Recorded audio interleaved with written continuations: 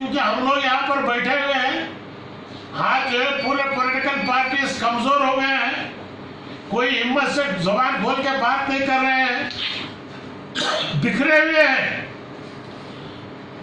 हैं। और मुझे उम्मीद है कि प्रेशर जो है अवाम का पड़ रहा है, प्राइम मिनिस्टर को जितना पैसा है रियासतों के जरिए डायरेक्ट जो है उनके अकाउंट में, आपके पास अब बीपीएल कार्ड है, एपीएल कार्ड है, ऑटो ड्राइवर का लाइसेंस है, लॉरी ड्राइवर का है, हर एक के पास जो है आज है, कई लाखों करोड़ों खाते खुले हुए हैं।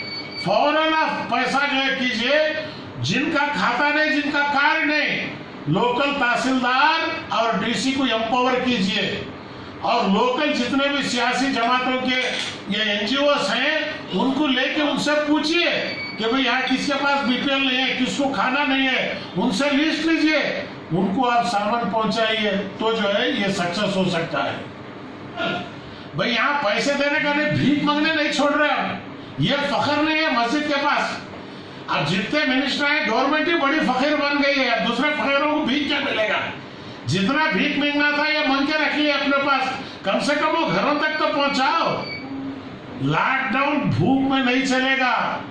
बच्चे अगर बाप को कहेंगे बाप अब्बा भूख लग रही है, बाप जो है बाहर पड़ेगा, अपनी जान देगा, लेकिन अपने बच्चों को खाना पहुंचाने की कोशिश करेगा। ये बेसिक चीज हमको जानना चाहिए। आएंगे नहीं 6 महीने तक, आप लिख के रख लीजिए। ये खौफ जो पैदा हुआ, आप यहाँ भी जो है अब बोल रहे बिल्डर हमें खाना देते रहो, रोटी देते रहो, बोल रहे हमें रहने को तैयार नहीं, तुम्हारे रोटी की जरूरत नहीं, 45 दिन से आप हमें देखे नहीं, अब तुम्हारा काम होना बोल के दोबारा हमको मारने के लिए आप रखने बुला रहे, नहीं आते लोग जो है निकल पड़े हैं। तो ये एतमाद अगर दोबारा आपको हासिल करना है तो जहां से माइग्रेंट लेकर जाके बसे हैं, लोकल तहसीलदार और पूरे एनजीओ, पूरे पॉलिटिकल पार्टीज के लीडर्स को जमा करके उनको आप उनके दिल में ये बात डाले, ताकत दे कि भाई हम आपके साथ हैं ना। जिनको जो है गरीबों के बारे में इनको फिक्र नहीं, इनको इंटरनेशनल वहां इनका छवि खराब ना हो जाए, इंटरनेशनल के अंदर इनकी छवि बने रहे।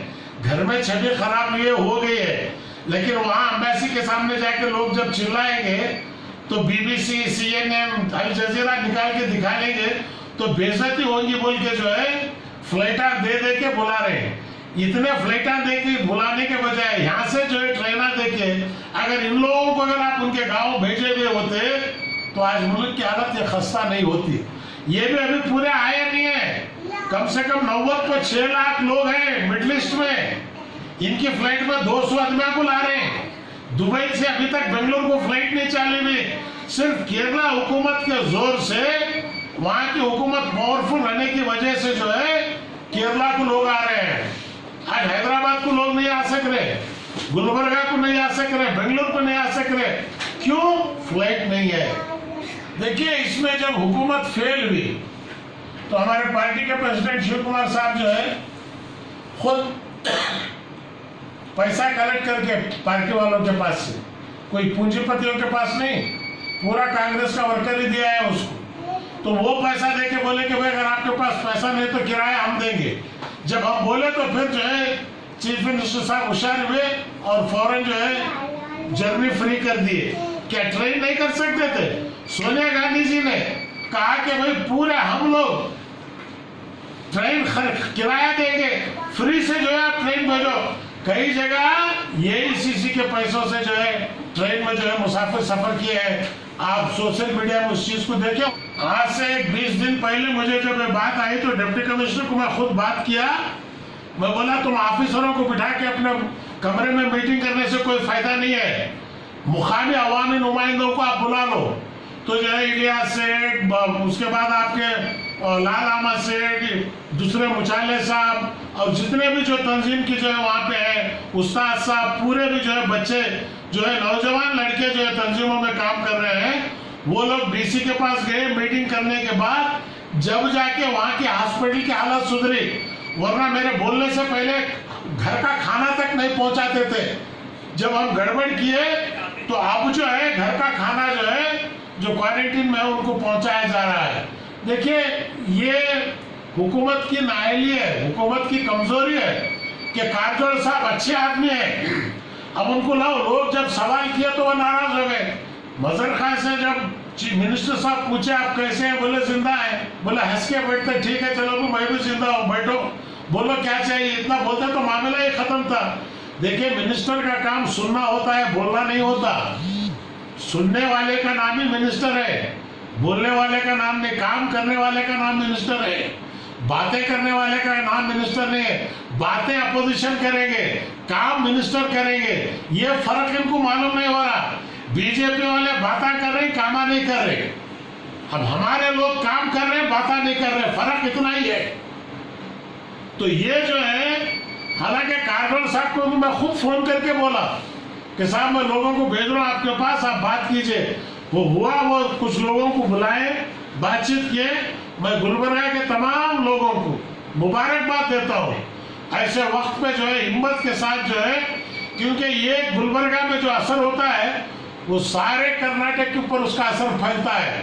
हैदराबाद कर्नाटक, बॉम्बे कर्नाटक, क्योंकि दक्कन के ख्वाजा की नगरी है, वो दक्कन का पायतख्त है गुलबर्गा शरीफ। आज जो है गुलबर्गा के अंदर बच्चे जो काम कर रहे हैं, मैं उनको मुबारकबाद देता हूँ। चाहे वो इलियास सेठ हो, उस्ताद सादत अफजल हो, हमारे सज्जादे साहब के साहब जुनेद साहब, हमारे एडवोकेट जो है वो हो, मुचाले साहब हो, हर जमात, हर तंजीम के लोग, क्योंकि हर एक का नाम तो मैं ले नहीं सकता, वक्त नहीं है। हर आदमी जो है अपना फर्ज निभा रहा है, ये समझ के काम करें, इसका अजर हमें आखिरत में अल्लाह तबारक व तआला देगा। देखिए, मैं जब हिंदुस्तान की बात आती है तो मैं कहता हूँ केरला मॉडल को लो, जब कर्नाटक की बात आती है मैं कहता हूँ गुलबर्गा मॉडल को लो, क्योंकि आज गुलबर्गा के अंदर पहली डेथ वहीं हुई, पहला वायरस वहीं मिला।